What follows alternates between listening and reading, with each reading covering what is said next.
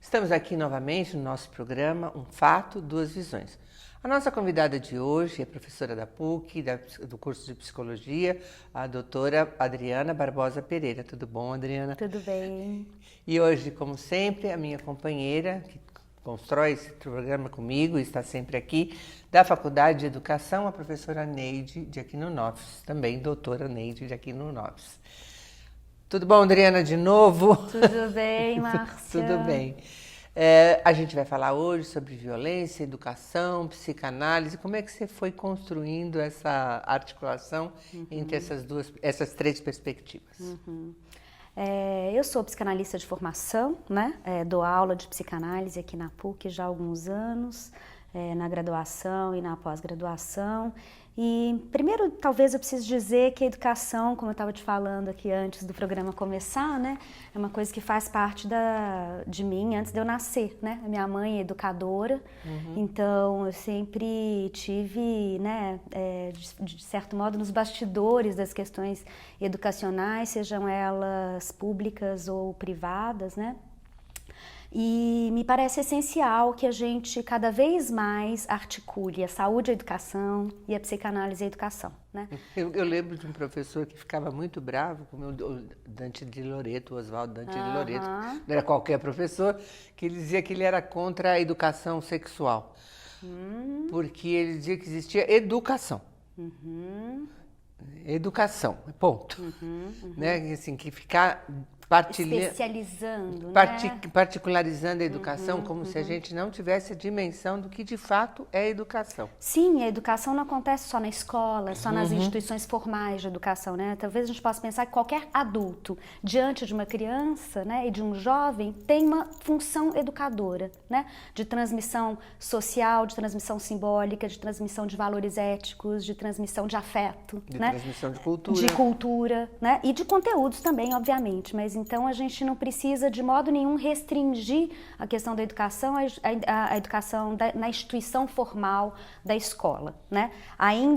Mas mesmo assim a gente pode dizer, né, que cada vez mais a escola tem uma função não só no que é no campo restrito à educação de conteúdos, etc., né, mas um campo integral de constituição do cidadão e do psiquismo também, né? Por que não dizer? E o seu trabalho, ele opera, então, em dois lugares, né? Tanto no consultório como nas instituições educativas? Exatamente. Eu sou psicanalista, atendo no consultório, mas tenho, especialmente aqui na PUC, né? Sempre fiz um trabalho de formação de educadores, por exemplo, em educação inclusiva, né? Trabalhei numa ONG que justamente pensava a questão dos sintomas escolares, não só de um jeito individualizado, né? Mas pensando que todos os atores da escola, professor, família, as crianças e jovens, né, são atores e precisam ser ouvidos, cuidados e tratados nos problemas e dificuldades que o processo de escolarização envolve, né? A escola é um lugar social, né?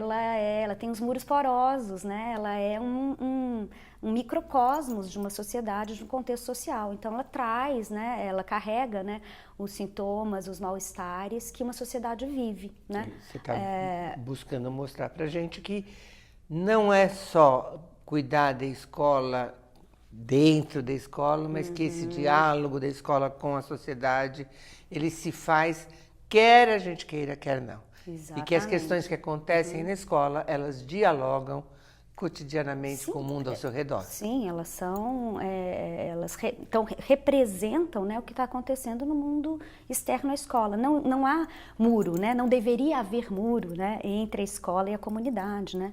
Inclusive a comunidade deveria ser muito mais convidada, né, e as famílias a participar dos processos educativos. Então, né? Adriana, nesse sentido, acho que a gente também pensa similarmente, ou seja, na verdade, a escola é quase que fosse uma micro-sociedade. Sim, Tudo óbvio. que acontece lá, acontece aqui. Sendo que, na medida em que ela tem uma diferença, que ela deve cuidar a nível da legislação, usando a legislação como uma das referências de análise, ele fala na nossa Lei de Diretrizes e Bases, no artigo 1º, que a educação é de responsabilidade de todos, ela é ampla, mas corresponsabilidade de vários de todos. segmentos sociais.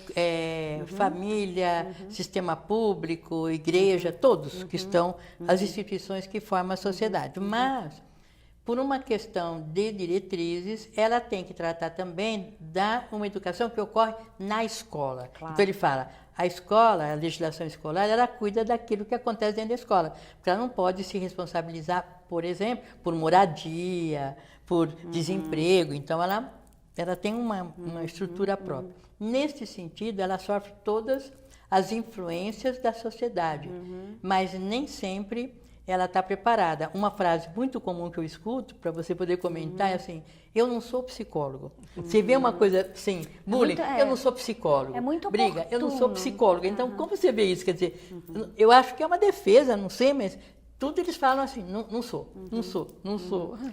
Acho super oportuna a sua questão, assim, né? Porque, claro que a escola tem limites, né? Sim. Ao mesmo tempo, a gente vai ter que pensar numa relação de corresponsabilidade, né? Sim. Entre esses vários setores da sociedade. E a gente vem pensando como a escolarização cada vez é mais precoce, né? As crianças vão muito pequenininhas, os centros de educação infantil, né? As crianças vão e passam muitas horas na escola. Bebês agora, Bebês, 4, mãe vai trabalhar... Né? Então, isso é legítimo, a gente também não tem que deslegitimar, né, a função do Estado de oferecer espaços de educação para crianças pequenininhas. Por quê? Porque as mães e os pais vão trabalhar. Então, a gente também tem uma escola que tem uma função, de certo modo, de constituição psíquica também, né? De constituição ética, de constituição psíquica. Então, aquilo que a gente geralmente falava que eram funções edípicas, né?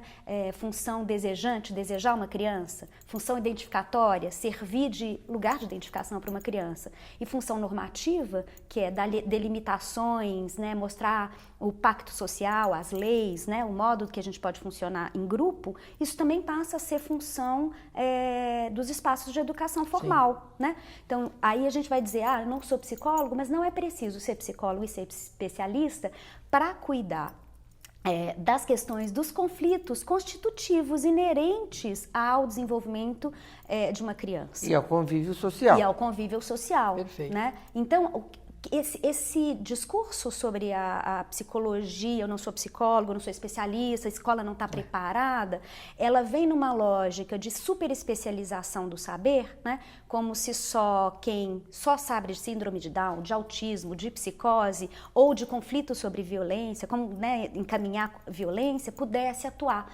E potencializa, né, os saberes do próprio educador, que podem e devem atuar e do próprio conflitante. Sim, e obviamente, né, de todos os atores, né, todos os atores da comunidade escolar. Mas mais uma coisa interessante disso que você está falando é que é recente, essa semana, né, o projeto de lei que vai ter, então, psicólogos na escola e assistentes sociais acabou de ser aprovado. Então, a gente tem uma novidade interessante, né, perto de muitas outras novidades não interessantes para a educação que eu pretendo comentar, né, que faz com que a gente tenha essa possibilidade da criança escola... e do jovem não ser só encaminhado para a saúde, né, ou para assistência social, mas a gente tem agora a chance de ter profissionais multidisciplinares. Mas isso vem como consequência da tragédia de Suzano. Quer dizer, a gente já falava um pouco sobre isso, da necessidade da escola ter uma equipe multidisciplinar, porque o conhecimento do professor, embora tenha essa visão ampla, na ação que esses conflitos ficam mais evidenciados e precisa de uma equipe multidisciplinar até para ajudar a entender o mundo atual, né? Porque é um outro mundo. Eu confesso para você que eu fico feliz e insatisfeita ao mesmo tempo. Tem muitos riscos.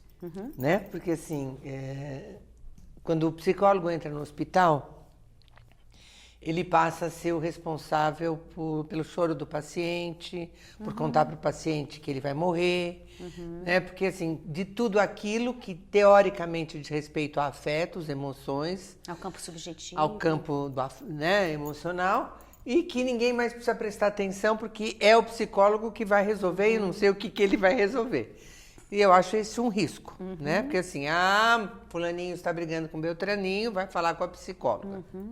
Né? Então, acho que você traz uma coisa importante, que é discutir que o papel do psicólogo não é necessariamente só cuidar da psique como uma conchinha fechada em si mesmo, mas um diálogo com o mundo que o cerca e com todos os envolvidos nas ações. Não é, talvez, né, Márcia? Ampliando, ele não vai virar o terapeuta da escola. Exatamente. Ele não vai fazer da escola a grande clínica. Isso. Então você sai da clínica psicológica e vai para a clínica escola, porque tudo acontece na escola. Então, essa distinção que eu acho muito prudente que seja feita, porque o psicólogo também não irá resolver o problema, né? Ele vai ser um elemento para trazer esse conhecimento. Aliás, o psicólogo não resolve problema em lugar nenhum, ele ajuda as pessoas a se apropriarem dos seus. Então, perfeito. Então, eu acho que a gente tem que deixar claro, né, Adriana, porque com essa lei cria-se uma expectativa de que agora isso não vai ocorrer mais. Sim. Eu acho que a gente está tocando e que é oportuno, né? A gente está fazendo essa entrevista justamente nessa semana, né? Porque essa é uma questão, a Marilena Pato, por exemplo, né, já fez uma crítica muito grande em relação às ações iatrogênicas que a psicologia já fez dentro do campo escolar. Né? Conta para eles o que é ação iatrogênica. É alguma coisa que no final tem uma ação nociva, né? E não uma ação benéfica para o campo escolar, que é colocar a escuta clínica, que seria da dimensão intrapsíquica, né? Como se a gente tivesse só uma dimensão intrapsíquica, não tivesse uma dimensão intersubjetiva ou transsubjetiva, que é uma dimensão social que está muito mais em jogo na escola do que a dimensão exclusivamente intrapsíquica, né? E fizesse uma escuta psicopatologizante, né, do nosso aluno. E geralmente quem que é o aluno psicopatologizado dentro de uma escuta restrita clínica na escola? O aluno que já sofre vulnerabilidade social, o aluno que já está excluído, etc. Então a gente corre o risco de um enorme preconceito, né, supostamente com sabedoria científica. Então a gente corre um risco enorme e também de segmentação, né? Esse problema é do psicólogo, não é mais do professor. Exatamente. Né? Então a gente vai ter que tomar muito cuidado para isso. Isso já acontece de algum modo com o encaminhamento desses alunos para a saúde. Né? O menino tem déficit de atenção e hiperatividade, ele tem transtorno do espectro autista, ele tem transtorno do espectro opositor, desafiador, ou seja, essa lógica psicopatologizante, medicalizante já vem acontecendo. Aliás, o espectro opositor realmente é uma invenção que eu fico aqui me perguntando. Pois vamos encarar esses meninos que estão ali, né, se havendo com a lei, né, e não... Honestamente, eu queria saber quem inventou esse espectro opositor, como se fosse algo que não diz respeito à relação desse adolescente com o mundo e do mundo como o trata, né? Ou mesmo da criança. Que bom que ele se opõe, eventualmente. Exatamente, uma visão crítica. Né? A questão é como se opõe. Mas eu fiquei curiosa. Qual era a outra coisa que você queria falar sobre? Então eu acho que a gente tem tudo isso, né? A judicialização né, da escola. A gente tem agora, com as novas medidas desse nosso novo governo, riscos importantíssimos, né, para a democracia da escola, para a liberdade da escola, né? Então a ideia de militarização da escola, né? Então as crianças e os jovens não são só excluídos da escola, né?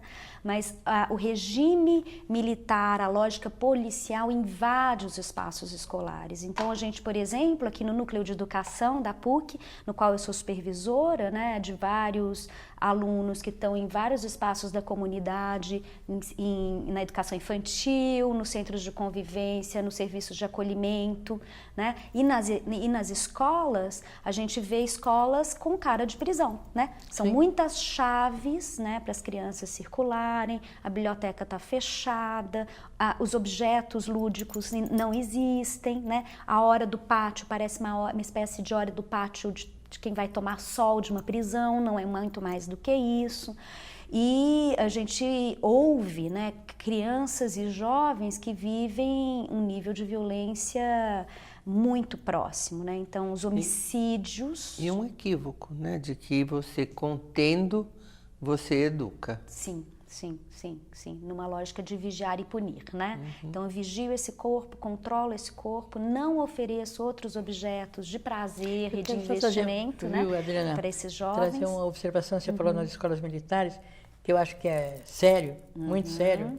Quer dizer, além dessa militarização, eles têm a identidade da roupa. O uniforme deles é um uniforme de militares, então tudo vai girar em torno dessa disciplina, que é a roupa que eles usam, a roupa dos diretores, porque quando eles fazem, os diretores, as figuras ali de autoridade, são figuras que têm que ser policiais. Né? Quer dizer, confundindo escola com prisão, militar com educação.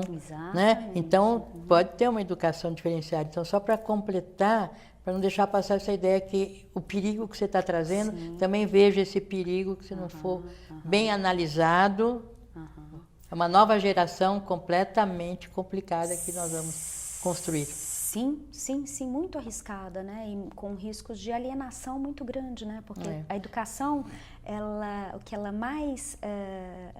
a coisa mais importante que ela faz é permitir crítica, né? Óbvio. E não alienação. Então, uma escola ou militarizada, né, ou excessivamente religiosa, né, ela é alienante. Ela não produz um sujeito crítico capaz de se emancipar, de se libertar, de ter suas próprias posições e faz uma estagnação social, né, uma sociedade sem transformação, né. O Miguel Arroyo, que é um educador espanhol, escreveu recentemente uma matéria justamente sobre, falou na CULT, na verdade, né, uma entrevista sobre os riscos da militarização escolar, e vai dizendo que isso não vai acontecer em qualquer camada social, né, é na escola pública, e quem vai ser militarizado vai ser também, de certo modo, vigiado, punido e preso, né, são os jovens e são as infâncias populares, são as infâncias que têm menos recurso, que supostamente, né, ameaçam uma sociedade, né. Porém, acho que tem queria só trazer um pedacinho de uma coisa bonita, né, não sei se vocês viram, as crianças da Maré, né, escrevendo sobre... tentando sensibilizar a comunidade para a violência que eles vêm vivendo, e um dos menininhos escreve uma coisa tão bonita, né, que eu queria ler para vocês, né.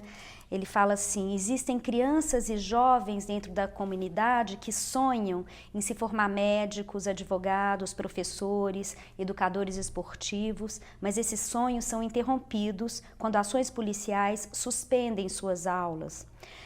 Parem e pensem se seus filhos passassem pela mesma situação todos os dias que a bomba estoura. Lembre-se que nas comunidades não existem só fábrica de bandido. Cá estou eu escrevendo essa carta com uma caneta e não com um fuzil. Né? Acho forte mesmo, né? Essa fala, né?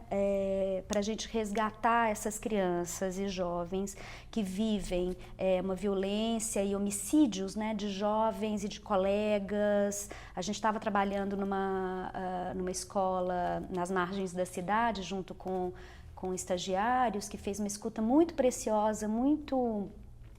desarmada, né, de alguns jovens que no início, obviamente, estavam ali, né, quase impedindo o trabalho em grupo e desarmando aqui, impedindo mesmo aquele funcionamento de grupo, mas que pouco a pouco, né, puderam ser acolhidos e ouvidos. E o que eles tinham para dizer, né? Experiências traumáticas de mortes violentas, assassinados, né?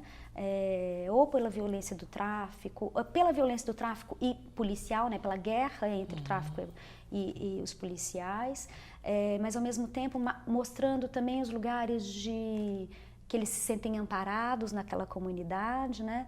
E depois puderam fazer um trabalho de luto, fizeram uma árvore do luto dos amigos que tinham sido perdidos nos últimos tempos, né? Então, para lembrar que tem espaço possível de escuta, que também não é só encaminhar esse menino supostamente traumatizado para um atendimento individual, né? Esse trauma pode ser importante a gente coletivizado, né? Que quando ele se torna um trauma individual, né, para além da psicopatologia, existe a sensação de solidão que você constrói nesse indivíduo, né, como se só ele sofresse. Né? Eu vejo isso de muitas maneiras na nossa sociedade, quando o sofrimento tem muito pouco espaço, em todas as camadas sociais. Né? Não fica, eu acho exótica a ideia do óculos escuro no velório. Né? Porque é aquele que não deixa ver você com o olho pisado, a lágrima escorrendo, a cara de infeliz, né? Não fica bem, eu uso óculos escuro. Né? Então, acho que quanto mais você coloca a perspectiva de que o trabalho do psicólogo é cuidar do indivíduo, né? E que essa dor dele é particular e pouco coletivizada, você penaliza o indivíduo, fragiliza. Sim, maravilhosa, né? essa reflexão aqui para a gente, Márcia. Eu acho que é bem por aí, né? A gente tem uma leitura da psicanálise social, né? A gente tem falado dos silenciamentos dos sofrimentos, né? Dos sofrimentos que são geralmente sofrimentos transgeracionais e históricos, né?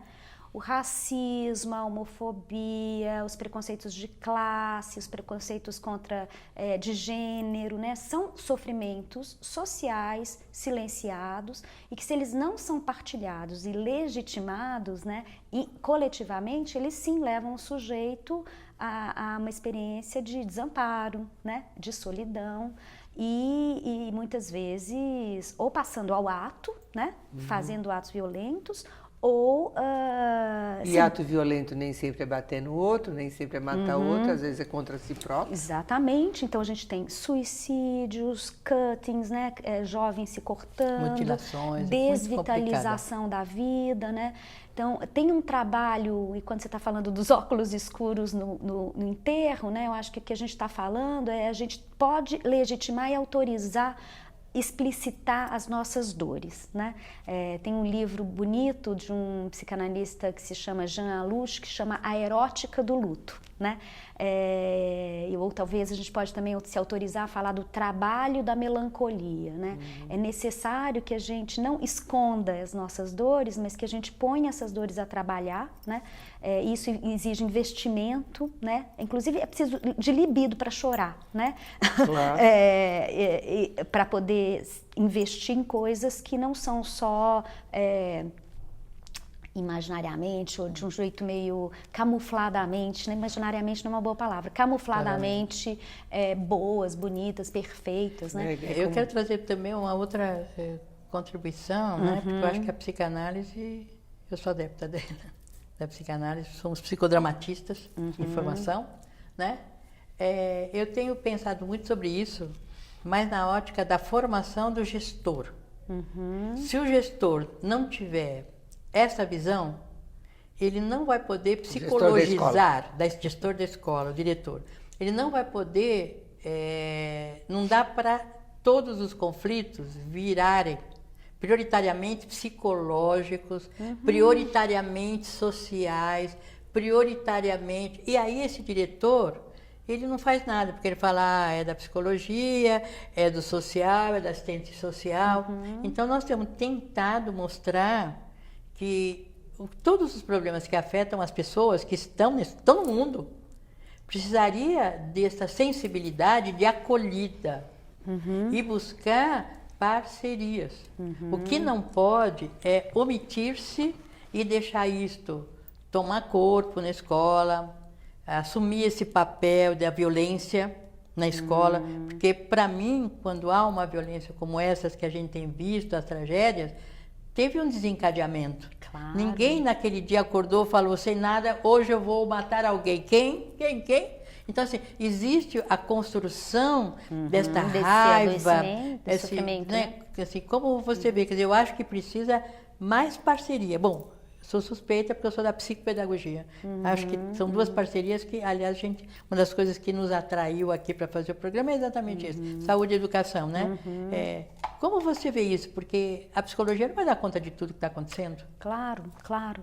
Eu acho bem interessante você falar a questão do gestor, né? Porque é muito interessante como as escolas são microcosmos. Exato. E você vê diferenças, né, da cultura de cada escola, a depender dos seus gestores, no modo como eles lidam com os educadores, e isso vai em cadeia, né, em efeito dominó, chega nos alunos, né? E como lidam com a família. Então você vê escolas públicas que estão muito bem, né?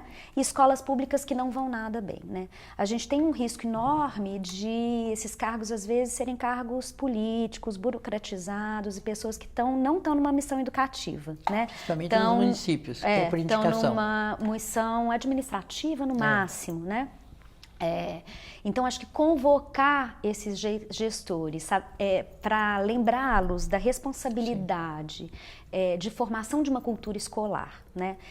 Pensar que a gente também não está... Muitas vezes, alguns professores falam assim, somos nós contra eles, falando sobre o grupo de educadores contra os alunos, né? Então, eles se organizaram, a gente também tem que se organizar, né? Como se fosse uma guerra, né?